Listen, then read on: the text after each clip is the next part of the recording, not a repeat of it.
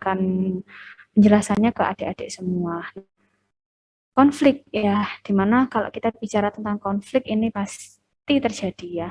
Tidak ada satu orang pun itu saya yakini yang tidak punya konflik sama sekali. Nah, pasti ada konflik dari perilaku kita atau mungkin dari tutur kata gitu ya, dari hal-hal yang dilakukan setiap hari ketika bersinggungan dengan orang lain, karena kita adalah sebagai makhluk sosial ya, manusia yang pada umumnya apa namanya manusia normal begitu ya, itu pasti selalu membutuhkan orang lain, selalu membutuhkan proses sosialisasi, karena manusia juga pada dasarnya itu adalah manusia sebagai makhluk sosial juga ya.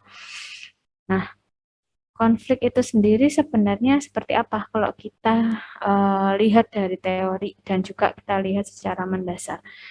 Konflik merupakan perilaku interaktif ya, dapat terjadi pada tingkat individual, interpersonal, kelompok atau organisasi.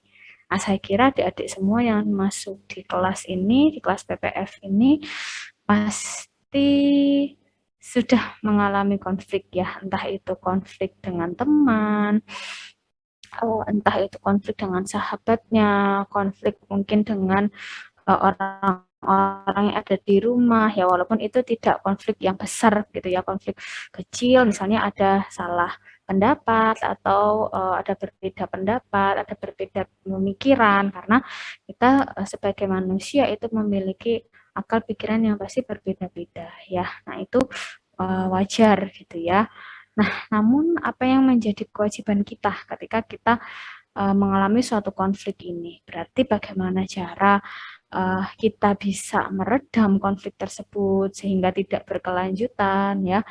Pasti adik-adik di sini kan tidak ada yang suka dengan adanya konflik ya. Mungkin ada yang suka, ada yang suka gitu kalau memunculkan konflik gitu, suka prahara-prahara terjadi, suka kambing hitamkan orang gitu ya, akhirnya terjadi konflik antara dua orang yang lain. Nah, itu saya kira tidak ya, adik-adik di sini adik-adik yang baik semua, sehingga ketika terjadi konflik itu bagaimana cara kita untuk bisa apa namanya sedini mungkin gitu ya untuk mendeteksi adanya konflik itu dan mencari penyelesaiannya. Karena kalau kalau Priska pribadi itu ketika saya tipenya adalah orang yang sangat pemikir ya.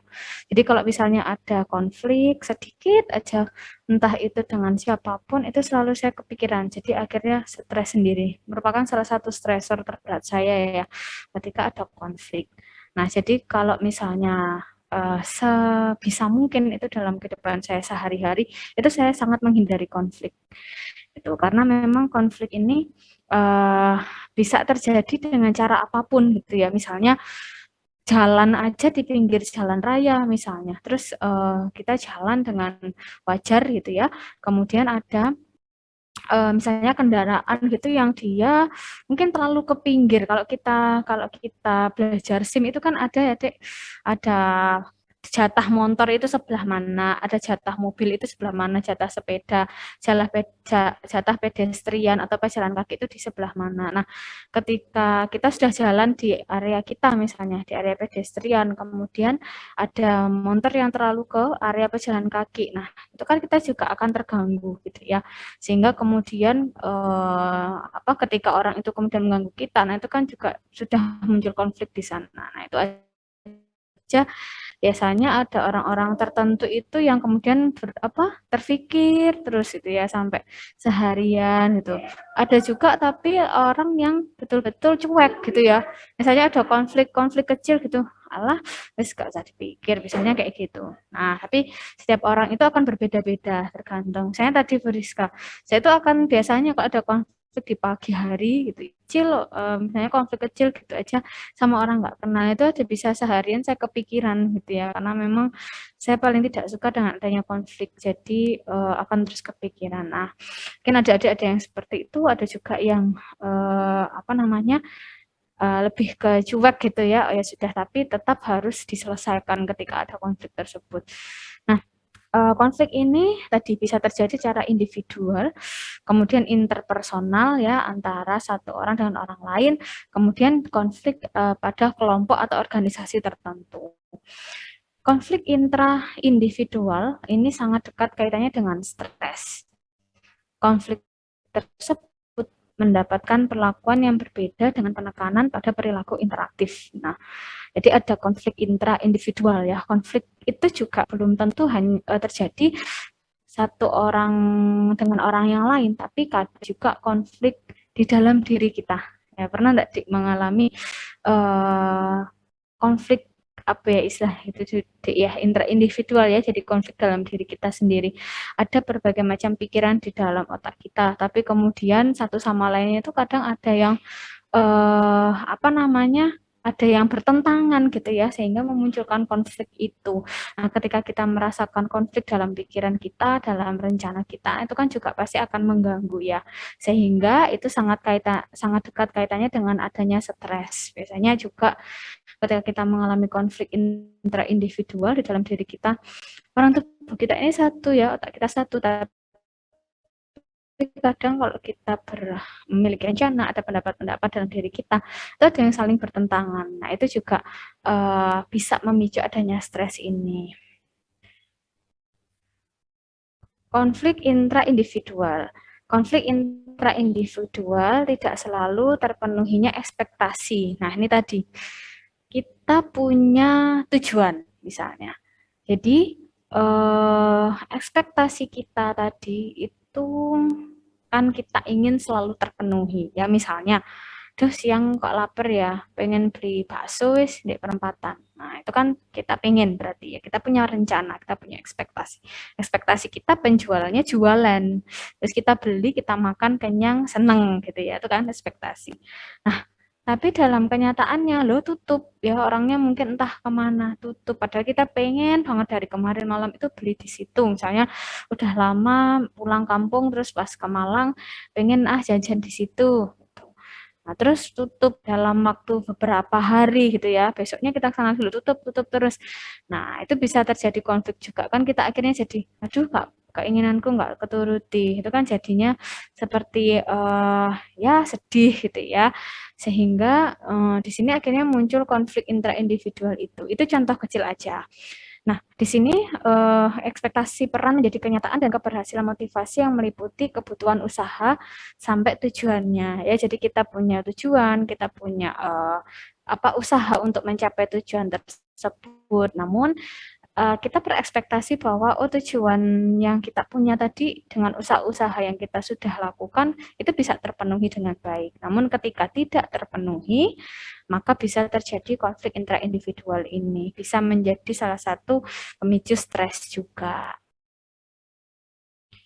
Dalam diri seseorang, dalam diri kita itu dapat mengkompilasikan proses adaptasi manusia dan kerap kali timbul konflik.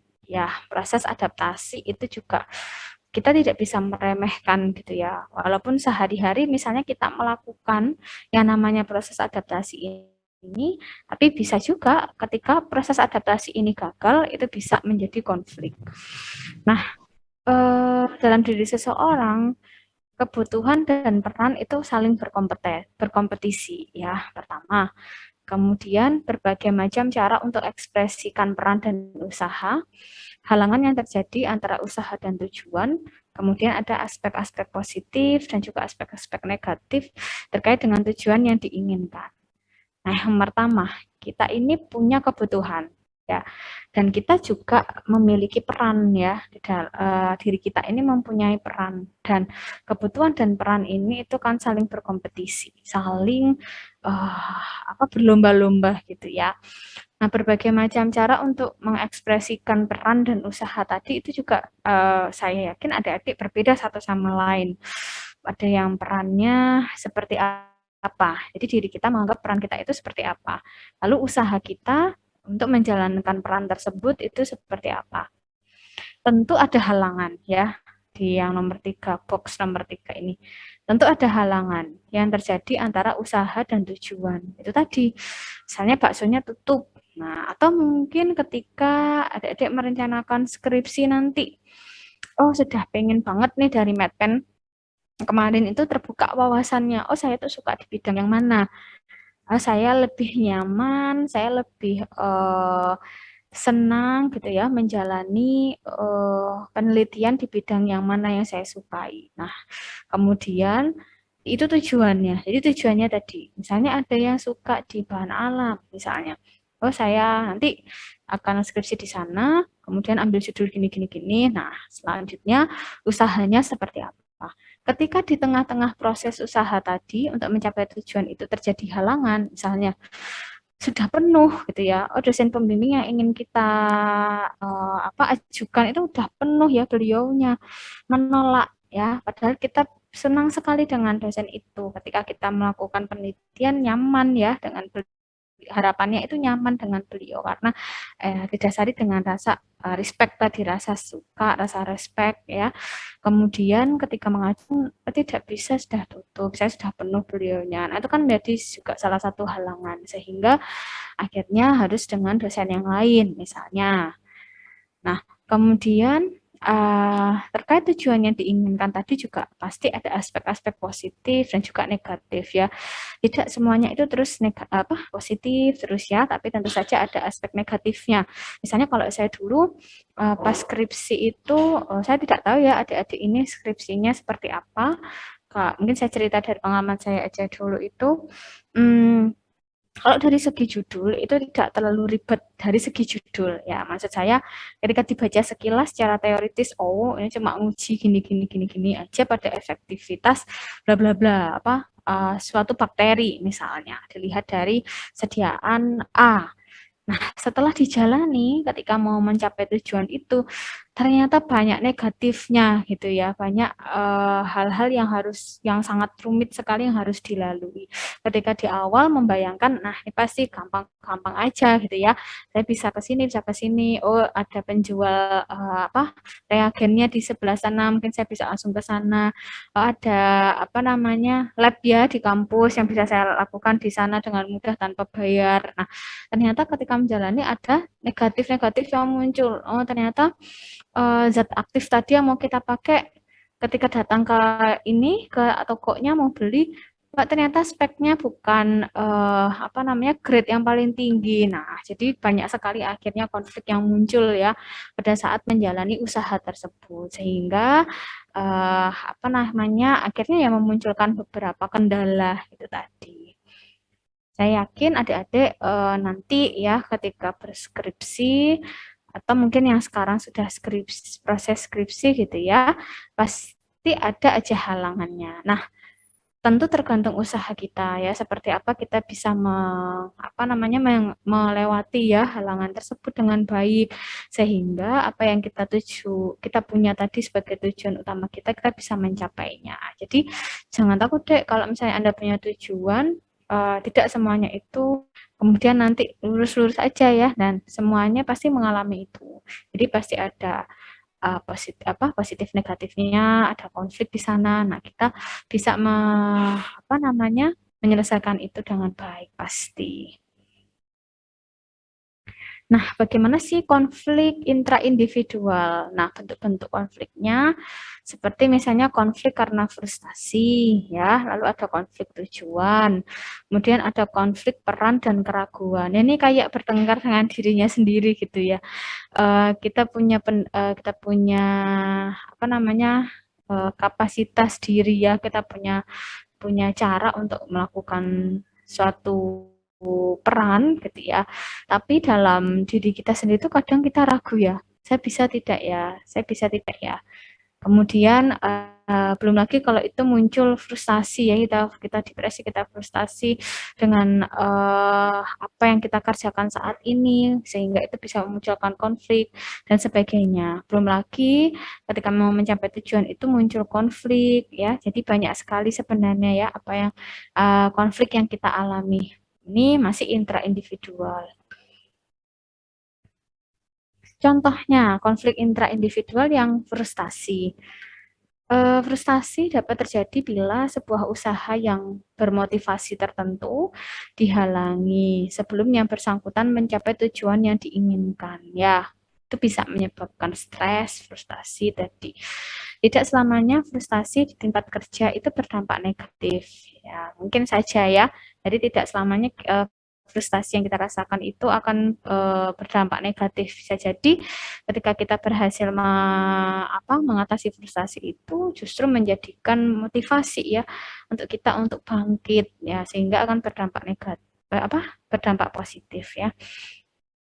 Beberapa kasus frustasi dapat menimbulkan dampak positif pada kinerja dan tujuan organisasi. Ya, ketika kita punya coping yang baik ya, coping itu seperti menerima ya, kita menerima, kita mengatasi dan kita bangkit. Nah, itu coping. Nah, beberapa kasus frustasi ini ketika kita bisa coping dengan baik, menerima ya, kemudian menyelesaikan itu, lalu kita bangkit, itu bisa menimbulkan dampak positif ya pada lingkungan kinerja dan tujuan organisasi. Lalu kalau konflik tujuan, ini adanya dua motif atau lebih yang saling memblokir, dibedakan menjadi konflik pendekatan-pendekatan. Konflik pendekatan penghindaran dan konflik penghindaran-penghindaran. Konflik peran dan keraguan. Dekat hubungannya dengan norma ya. Kalau ini sudah peran ini kan salah satu bagian dari norma kita sebagai manusia ya, kita punya peran. Nah, peran ini posisi yang memiliki harapan-harapan tertentu yang harus sesuai dengan norma yang terbentuk. Jadi normanya ya harus norma yang baik ya yang kita lakukan sebagai manusia normal.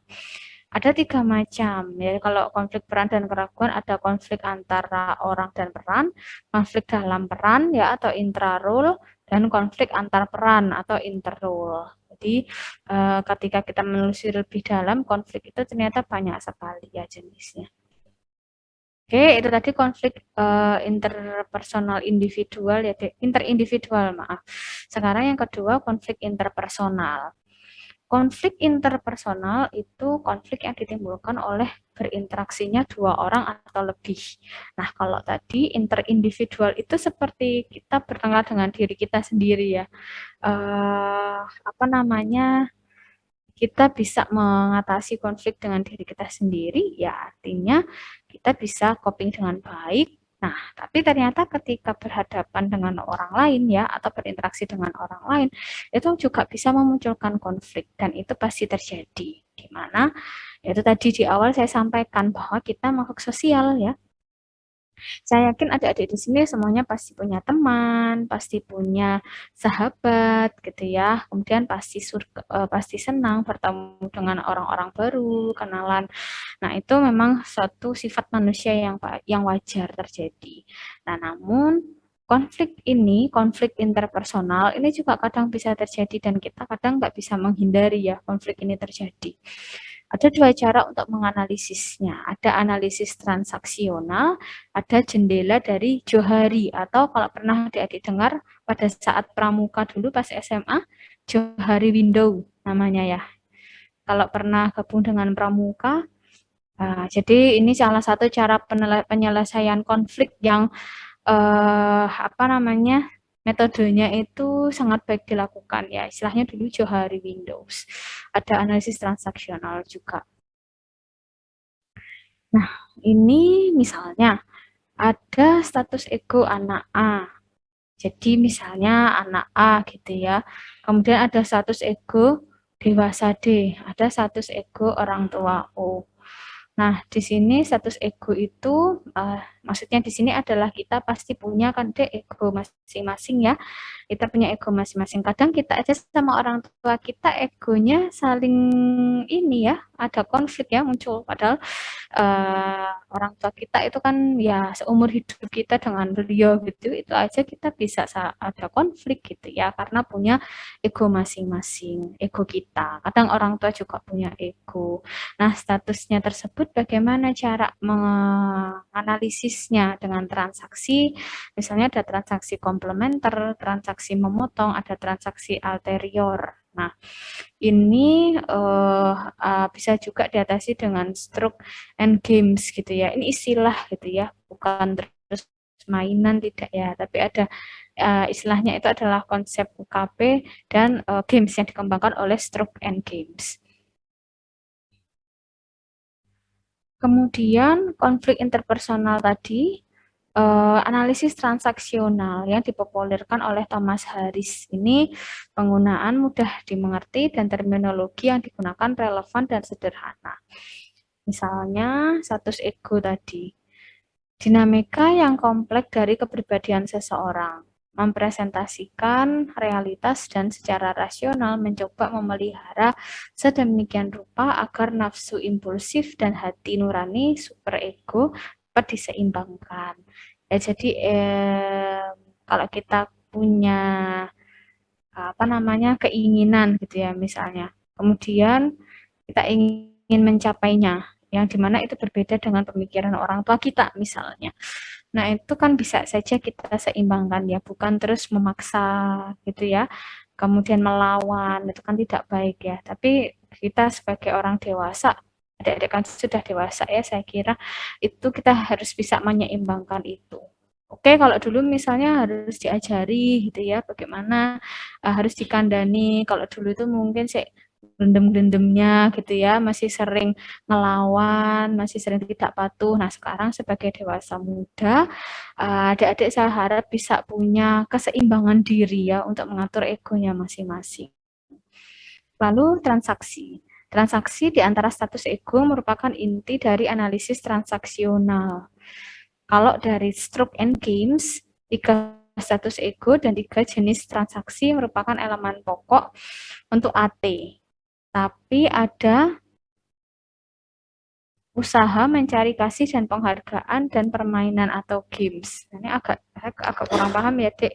Tapi tentunya dari sini juga masih berkaitan dengan status ego dan transaksi, sehingga akhirnya bisa mencari permasalahan gitu ya, dengan mengkaitkan dengan kasih ya dan penghargaan, serta ada sedikit permainan di sana, permainan dan games. Oh, ini tadi saya kira teori dari orang yang namanya games ya, ternyata juga di sini ada terkait dengan permainan.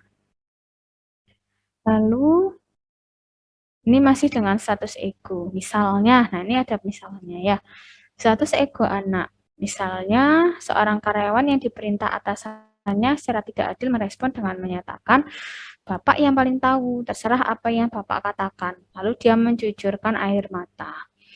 Kalau status ego dewasa, seseorang berperilaku seperti orang dewasa yang matang. Dalam status D, si orang dewasa tadi ya, yang bersangkutan dapat mengatasi atau melawan berbagai problem dengan kepala dingin dan tata cara rasional. Seseorang dengan status D dapat bertindak adil dan objektif. Nah, ini bedanya ya. Adik-adik saya kira sudah paham ya dengan perbedaannya di sini. Kalau anak, yang namanya anak-anak ya, itu kalau misalnya ada konflik seperti ini, itu yang meresponnya seperti cenderung seperti anak kecil gitu ya, seperti merengek ya. Ya sudah, Bapak yang paling tahu, serah wes, apa yang Bapak katakan aja sambil terus nangis. Nah, itu kan identik banget ya dengan anak-anak misalnya adik yang punya adik kan ya kayak gitu. Misalnya dikasih ini dia suka permen terus kita ambil. Jangan, nanti giginya sakit ya kalau makan permen terus. Nah, terus dia jawab, ya wes Mbak sih yang paling ngeroh wes terserah. Nah, misalnya itu. Nah, itu kan anak-anak banget ya. Tapi kalau dewasa pasti lebih matang ya dalam apa? Dalam melawan problem tersebut. Jadi dia bisa menyerap gitu ya dengan kepala dingin dengan tata cara yang rasional. Maksudnya di sini dengan tata cara yang rasional itu adalah ya dengan yang baik gitu ya. Misalnya tadi seorang karyawan yang diperintah atasannya secara tidak adil. Nah, bagaimana sih cara mengatasi problem tersebut dengan kepala dingin? Misalnya, Dek Sandi. Dek Sandi gimana, Dek, kalau kamu? Misalnya ada dosen, bukan wis, aja dosen ya. Misalnya Dek Sandi udah kerja gitu ya. Terus kamu tuh punya partner.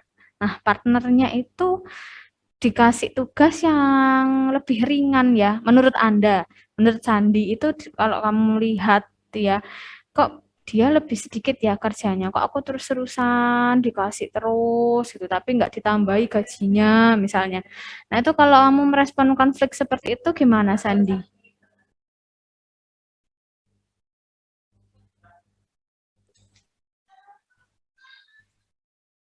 Gimana, Dek? Yang kamu pikirkan aja. Saya anggap adik-adik ini sudah dewasa ya. Jadi saya ingin tahu nih problem solvingnya dengan kepala dingin dan tata cara rasional itu gimana kalau versinya Sandi, Dek Sandi Budi. Saya sih cenderung cuek sih Bu orangnya soalnya. Cenderung cuek ya. Iya. Gimana, Dek? Misalnya kamu ketemu nih dengan bapak yang tadi atasanmu tadi itu. Kamu cenderung baik Pak misalnya. Kamu udah habis dikasih tugas lagi. Terus temanmu ndak yang sebelah kok dia bisa libur misalnya karena udah selesai. Kamu masih terus dikasih waktu itu harus masuk. Contoh kalimatnya gimana? Iya. Hmm. Cuek. Kalau cuek terus gimana? Masa ya gimana? Kalau cuek Eh, Tidak apa-apa tapi tak bertanya apa itu alasannya kenapa gitu supaya lebih hmm. sreg gitu Bu. Oh, oke. Okay. Tanya tapi nggak protes loh ya. Nah, beda ya itu kalau tanya konfirmasi dengan protes ya. Oke, baik Dek Sandi. Jadi ketika kamu dihadapkan dengan bos yang seperti itu gitu ya. Nah, ini nanti adik-adik saya kira akan mengalami juga ya ketika di dunia kerja. Jadi dunia kerja itu penuh dengan konflik, Dek. Ya, Beriska enggak? Iya. Oke. Oke, Sandi, terima kasih. Putus-putus, Dek Sandi, enggak apa-apa. Kalau misalnya ini Beriska Iya, enggak tanya nakut-nakutin buat ya. konfirmasi saja gitu. Oh iya, oke. Oke, Sandi. Enggak, saya lanjutkan ya. Jadi apa karena aku nakuti tapi memang itu fakta gitu ya Dek. Karena kalau saya bisa contohkan ketika adik-adik masih mahasiswa Ya itu Bu. kan apa namanya ya paling konfliknya antara mahasiswa gitu ya antar teman kemudian dengan dosen. Nah namun ketika sudah bekerja itu dari segi manapun itu bisa saja menjadi konflik. Dan ketika kita percaya dengan apa namanya orang-orang gitu ya, orang-orang yang dari sekitar kita, nah bisa jadi itu justru memunculkan sebuah konflik sehingga memang bagaimana cara kita untuk mengatasi problem tersebut dengan tenang ya, dengan kepala dingin, tidak dengan sikap anak-anak ego anak-anak tadi, tapi dengan cara yang rasional. Nah, seseorang dengan status dewasa dapat bertindak adil dan objektif, gitu ya. Jadi kalau misalnya dihadapkan dengan situasi seperti Sandi tadi, bertanya ya, mungkin Bapak apa namanya pekerjaannya ini kalau misalnya memang beliaunya adalah beliau yang ngomong gitu ya, ketika kita tanya pasti akan dijelaskan apa kepentingannya ya. Dan ketika kita harus melaksanakan ya sudah, gitu. Kita harus tetap melaksanakan karena kita di awal sudah komit ya bahwa kita kerja di situ. Kita kerja. Jadi apa yang kita apa namanya? Apa yang harus kita kerjakan ya kita kerjakan. Itu kan supaya ingat bahwa kita punya tujuan gitu ya. Kalau status ego orang tua misalnya tindakan seseorang didominasi oleh perilaku orang tua. Orang dengan status O dapat menjadi sangat protektif dan penuh kasih sayang, tapi dapat pula menjadi kritis dan keras kepala dengan pendapatnya. Diilustrasikan mungkin ini ya, diilustrasikan sebagai orang-orang yang membangun berbagai standar dan aturan untuk orang lain. Cenderung memandang rendah dan memperlakukan orang lain seperti anak-anak. Ya, namanya aja sudah senior gitu ya, namanya saja sudah sepuh. Nah, sikap perilaku-perilaku orang tua seperti ini pasti muncul gitu ya. Coba di salah satu ini, di salah satu poin ini bisa tidak kita temui di orang tua kita. Nah, misalnya ini menjadi sangat protektif ya, penuh tapi tetap penuh kasih sayang, terus juga masih dapat pula jadi sangat kritis ya, sangat keras kepala dengan pendapatnya.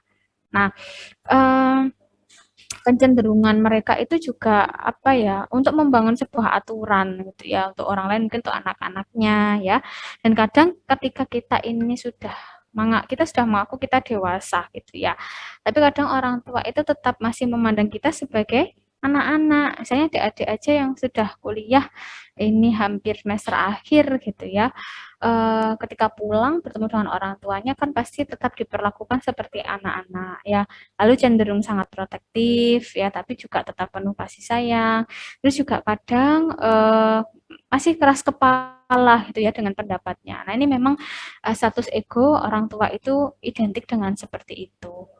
Jadi kita harus menyikapi juga dengan status ego dewasa ya, dengan kepala dingin. Ini transaksi di antara status ego, transaksi komplementer ya. Misalnya kita lihat panahnya. Orang tua, anak, kemudian anak ke orang tua dewasa saling transaksi dengan dewasa ya. Ini juga seperti itu. Lalu ada transaksi memotong. Nah, kalau transaksi memotong misalnya orang tua anak ya. Nah, dewasa-dewasa misalnya terjadi jika sebuah pesan yang dikirim atau perilaku yang ditonjolkan oleh status ego seseorang mendapat reaksi yang tidak sesuai dan merupakan status ego yang tidak diharapkan. Transaksi memotong. Ada transaksi alterior atau majemuk. Transaksi-transaksi ini kelihatan sangat halus, biasanya sangat merusak pada hubungan-hubungan interpersonal. Selalu melibatkan sekurang-kurangnya dua status ego pada diri seseorang. Kalau misalnya adik-adik nggak paham, saya kira nggak masalah ya, Dek. Yang penting adalah, karena ini kayak menurut saya bahasa psikologi ya. Kalau kalau saya baca itu dengan kata-kata ini bahasa psikologi ya. Yang penting adalah ketika Anda membaca tadi kata-kata yang jenis-jenis konflik dan Anda bisa membayangkan dengan diri Anda sendiri, kemudian Anda bisa memunculkan berbagai cara untuk bisa mengatasi itu. Itu sudah bagus gitu ya. Yang penting adik-adik sadar bahwa konflik itu selalu terjadi, bagaimana cara kita coping dan bagaimana cara kita mengatasinya. Lalu bagaimana kita sebagai manusia untuk menekan ya, jadi sekuat mungkin menekan adanya konflik sehingga tidak akan terjadi berbagai macam model-model konflik gitu ya. Nah, kalau Johari Window ini dikembangkan oleh Joseph Louf dan Harry Ingham tahun 1961 yang disingkat dengan Johari. Model ini untuk menganalisis konflik interpersonal dan membantu mengidentifikasi beberapa gaya interpersonal dan menyarankan cara-cara untuk menginterpretasi konflik-konflik yang terjadi yang berkembang di antara dirinya dan orang lain. Jadi, model Johari ini seperti kita menganalisis dulu ya. Menganalisis dulu, oh konflik apa sih yang terjadi antara saya dengan dia. Kemudian membantu mengidentifikasi. Konfliknya itu ini ya. Lalu menyarankan cara yang tepat ya untuk mengartikan konflik itu. Sehingga akhirnya kita sebagai individu yang berkonflik tadi bisa mengatasinya. Oke, tadi Johari ya. Johari menurut saya lebih ini ya, Dek, mungkin apa ya, lebih wise ya kalau Johari Window ini. Lebih bijaksana ya. Jadi menganalisis konfliknya, kemudian identifikasi bagaimana ya gaya-gaya interpersonal yang bisa dilakukan untuk mengatasi tadi, lalu menyarankan cara-cara untuk menginterpretasi konflik-konflik yang terjadi. Kalau bisa saya contohkan, saya masih ingat betul gitu ya ketika berorganisasi kemudian banyak muncul konflik di sana pasti ya. Adik-adik mungkin yang pernah OSIS, yang pernah BEM atau mungkin pernah HMJ, pokoknya ya organisasi-organisasi kampus atau SMA dulu ya. Itu kan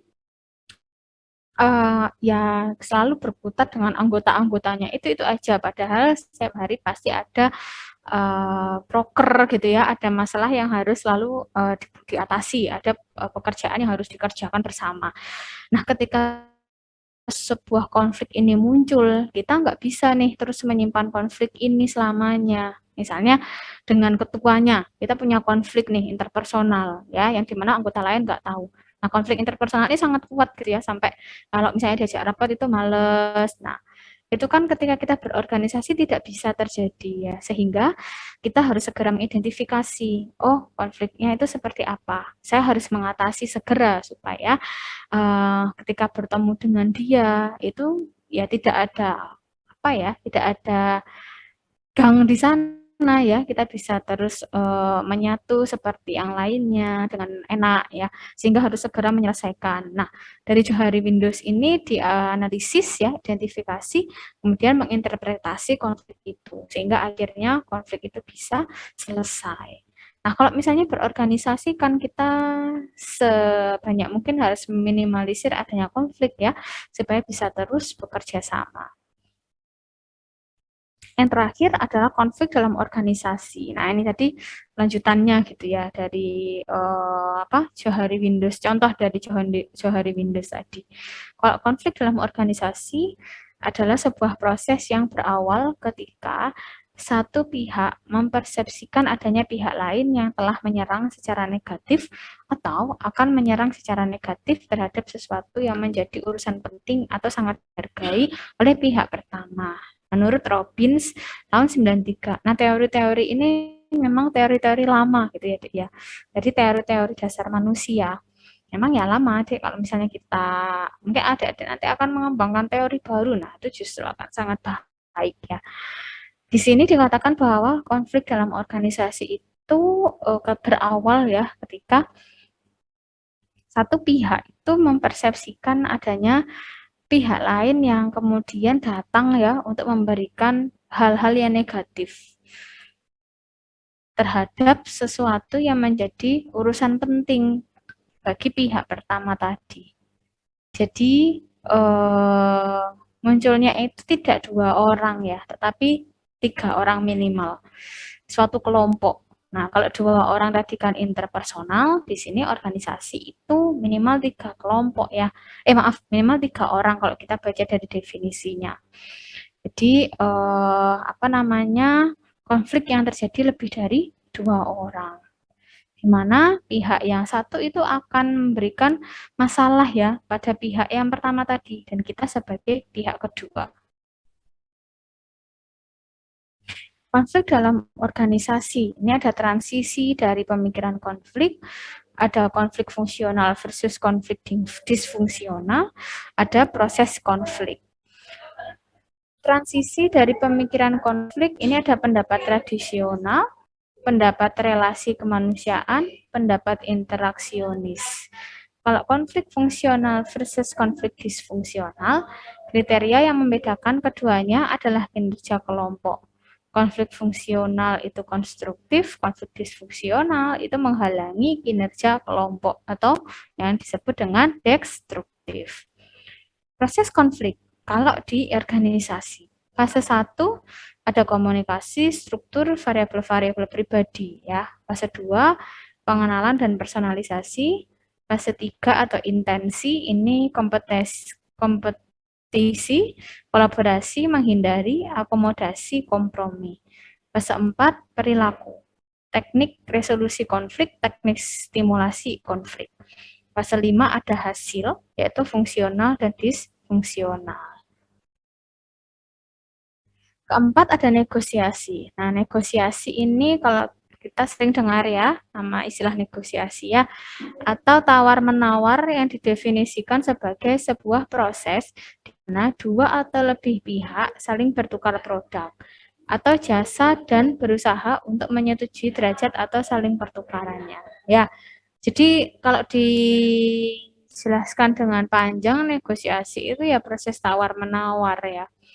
Sebagai sebuah proses di mana 2 atau lebih pihak itu saling bertukar produk atau jasa ya, dan berusaha untuk menyetujui. Jadi mana sih yang paling baik gitu ya, mana yang bisa disepakati di antara kita. Nah, itu menurut Wall 1985. Ada dari negosiasi ada strategi tawar-menawar, ada interaksi negosiator dan oponen, ada negosiasi oleh pihak ketiga. Strategi tawar-menawar contohnya dilakukan dengan 2 pendekatan. Misalnya yaitu tawar-menawar distributif dan tawar-menawar integratif. Interaksi negosiator dan oponen tuntutan dan konsesi, hal-hal yang mendahului, serta pengalaman. Negosiasi oleh pihak ketiga ada mediator, arbitrator, dan konsultan. Jadi ada pihak ketiga ya yang menengahi ya. Istilahnya bisa mediator, arbitrator, atau konsultan. Kadang kan ada ya dua pihak yang saling konflik gitu ya. Kemudian dilakukan negosiasi dibantu oleh pihak ketiga. Datang ke seorang konsultan. Jadi gimana nih Anda sebagai konsultan ya atau pihak ketiga bisa tidak menengahi konflik yang terjadi di antara pihak pertama dan kedua. Nah, itu contoh kecilnya ya. Ada distributif versus integratif. Karakteristiknya sumber-sumber yang tersedia, kemudian motivasi primer, kepentingan primer, fokus hubungan. Tawar-menawar distributif, sejumlah tetap sumber-sumber yang harus dibagi, saya menang, kamu kalah. Saling bertentangan satu sama lain dan jangka pendek ya. Kalau tawar-menawar integratif, jumlah yang bervariasi dari sumber-sumber yang harus dibagi. Saya menang, kamu juga menang. Konvergen atau mencari penyesuaian satu sama lain. Dan jangkanya panjang. Nah, ini menurut teori Lewicki dan Littere tahun 1985. Interaksi negosiator dan oponen. Tuntutan dan konsesi, hal-hal yang mendahului. Kalau tuntutan dan konsesi ini secara konsisten salah satu pihak mengajukan tuntutan tinggi dan memberikan konsesi rendah. Besarnya konsesi oponen biasanya lebih sedikit dari yang ditawarkan oleh negosiator. Tapi akhirnya ada kecenderungan umum pada oponen untuk menyesuaikan jumlah konsesi yang diberikan negosiator. Jadi oponen itu lawan ya dari kata opposite ya, orang-orang yang ada di lawannya. Interaksi antara negosiator dengan oponennya. Kalau hal-hal yang mendahului, secara khusus setiap pihak yang bernegosiasi membawa riwayat interaksi dan praktik-praktik sebelumnya ke meja perundingan. Para oponen juga akan melakukan hal yang sama, menetapkan standar keadilan mereka dalam tawar-menawar. Ya, seperti misalnya seperti persidangan begitu ya. Jadi dua-dua itu saling membawa bukti gitu ya, riwayat, kemudian ya saling menyatakan gitu ya. Tapi kalau dari definisi yang disebutkan di sini sepertinya kurang tepat kalau persidangan ya. Mungkin ke konsultan tadi ya untuk saling berunding gitu ya, untuk mencari keadaan yang paling baik. Kalau dari pengalaman para negosiator yang berpengalaman cenderung memiliki pengertian lebih baik pada proses negosiasi yang spesifik dan pencapaian-pencapaian persetujuan integratif. Ini pengalaman ya. Ini para negosiatornya itu berpengalaman ya, cenderung memiliki pengertian yang lebih baik pada proses negosiasi. Jadi salah satu orang yang saling berkonflik tadi itu ada yang sudah berpengalaman sehingga memberikan jalan keluar gitu ya, mungkin ya, memberikan jalan keluar untuk konflik tersebut. Lalu ada negosiasi oleh pihak ketiga, ada mediator, ada arbitrator. Kalau mediator itu adalah pihak ketiga yang netral, yang memfasilitasi solusi yang dinegosiasi. Maaf ya agak berisik. Banyak ibu-ibu di sini. Adalah pihak ketiga yang netral yang memfasilitasi solusi yang dinegosiasi dengan menggunakan alasan dan persuasi. Menyarankan berbagai alternatif dan hal lain yang serupa. Jadi kalau mediator itu pihak ketiga juga ya, yang netral ya, yang memfasilitasi solusi. Jadi dia memberikan solusi tapi dia netral, tidak boleh memihak si negosiator atau si oponennya. Kemudian kalau arbitrator ini adalah pihak ketiga dengan kewenangan untuk mendiktekan persetujuan. Dapat bersifat sukarela, paksaan, atau karena diminta. Arbitrator ini juga pihak ketiga ya, dengan kewenangan untuk mendiktekan persetujuannya. Kemudian Ada konsiliator. Kalau konsiliator itu adalah pihak ketiga yang terpercaya yang memberikan sebuah saluran komunikasi informal ya antara negosiator dan oponennya. Jadi pihak ketiga ini itu yang sudah dipercaya ya, yang memberikan sebuah saluran komunikasi secara informal antara negosiator dan oponen. Ya mungkin si negosiator sama oponen itu kenal dengan pihak ketiga itu yang mereka percaya gitu ya bisa memberikan solusi. Nah, kalau konsultan ini adalah pihak ketiga yang terampil dan memiliki kepakaran dalam tanda kutip. Jadi dia ahli ya dalam hal tersebut yang berusaha memfasilitasi penyelesaian problem melalui komunikasi dan analisis dengan dibantu pengetahuannya tentang manajemen konflik. Nah, makanya biasanya kalau yang disebut konsultan itu dia pasti ahli ya. Contohnya misalnya kalau konflik tanah, misalnya lari ke konsultan pertanahan. Jadi dia sangat ahli sekali nih dari dua aspek tersebut seperti apa.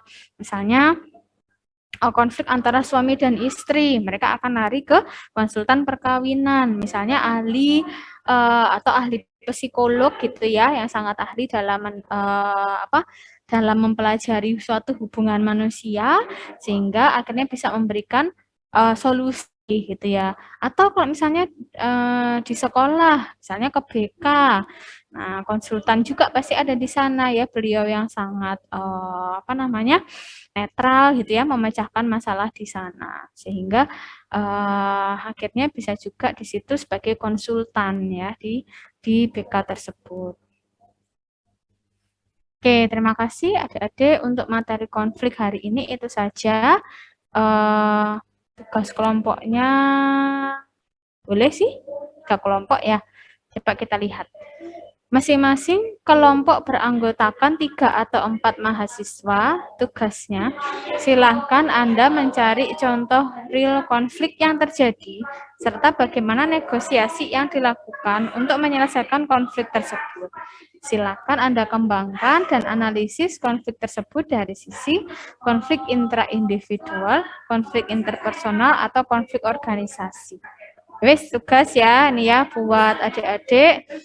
Silakan ini berarti nanti kira-kira ada buat 4 mahasiswa atau ada yang 3 juga ya. Umumnya 4 mahasiswa aja per anggota ya. Maaf, per kelompok. Jadi nanti kira-kira ya ada 10 atau 11 kelompok ya. Kemudian cari contoh real konflik yang terjadi di kehidupan ini yang nyata ya, serta bagaimana negosiasi yang dilakukan untuk menyelesaikan konflik itu. Jadi cari ya konflik yang nyata yang terjadi, lalu bagaimana caranya konflik itu bisa terselesaikan. Nah, silahkan dikembangkan dan dianalisis konfliknya. Dari sisi itu konflik intra-individual, konflik interpersonal, atau konflik organisasi. Jadi contoh konfliknya, kemudian bagaimana cara menyelesaikan konflik tersebut. Sampai sini ada yang ditanyakan terkait tugas? Nilainya kelompok udah bisa dilihat ya Dek dari absensi itu. Nanti kalau tugasnya ini juga sudah dikumpulkan akan ada nilai juga. Bu Rizka, izin bertanya. Ya, Dek. Untuk kelompoknya itu sesuai absen atau terserah memilih sendiri ya, Bu? Enaknya gimana? Maunya gimana dari adik-adik? Monggo saja ya, terserah wes mau bikin kelompok seperti apa. Yang penting Anda kerjakan tugasnya. Ya, Dek Nadia ya, dan adik-adik yang lain. Oke, mungkin itu nilainya PPF kemarin itu kan dari Bu Ika dan saya ya. Nanti untuk UAS itu masih ini ya, masih 6 pekan lagi ya untuk